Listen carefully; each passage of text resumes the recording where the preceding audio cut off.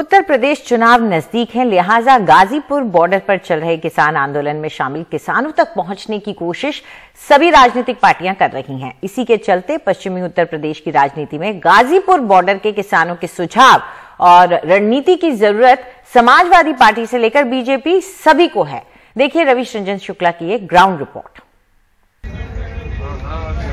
पैरों में चप्पल और साधारण कपड़ों में ये 1 बीघे खेत के किसान हरिंदर ताऊ हैं। ये किसान भले ही गरीब दिखें, लेकिन इनकी रणनीति और तंज बयान को देखने और सुनने वालों की तादाद लाखों में है।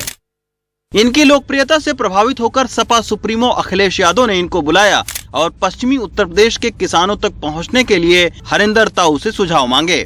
खुद अखिलेश यादव इनके साथ जाकर मृतक किसानों को आर्थिक मदद की, जिसकी फोटो उन्होंने अपने सोशल मीडिया पर डाली। उन्होंने कहा कि आप चुनाव लड़ना चाहते हैं, क्या करना चाहते हैं? मैं कोई चुनाव नहीं लड़ना चाहता।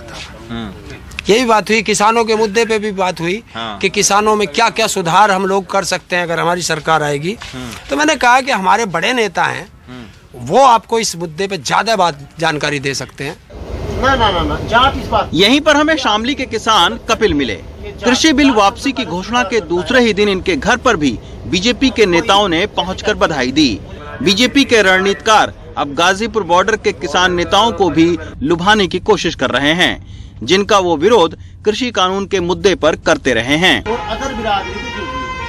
लेकिन कपिल का मानना है कि कृषि कानून भले ही वापस ले लिया गया हो, लेकिन पश्चिमी उत्तर प्रदेश में बीजेपी को इसका सियासी फायदा कम मिल पाएगा। देखो, हमारा राजनीतिक है, पर जो ग्राउंड हमने तैयार हुआ ये हमें एंटी बीजेपी तैयार हुआ। अब इसमें आरएलडी को जितना फायदा होगा वो लेगी, जितना समाजवादी को होगा वो लेगी। वो जिसका भी फायदा होगा वो ज्यादा होगा। पश्चिम में आरएलडी की पकड़ है, पश्चिम में है आरएलडी की पश्चिम में पकड़ है।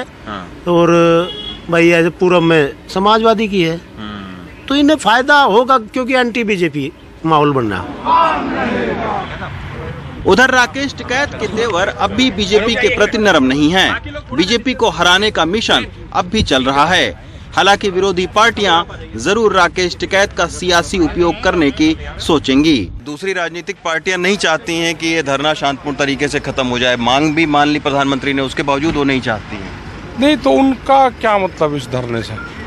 उनको राजनीतिक फायदा पहुंच रहा है। अगर आपका धरना खत्म हो गया तो उनको नुकसान हो सकता है। भाई किसी पॉलिटिकल आदमी के कहने से या उससे थोड़ा ही धरना है।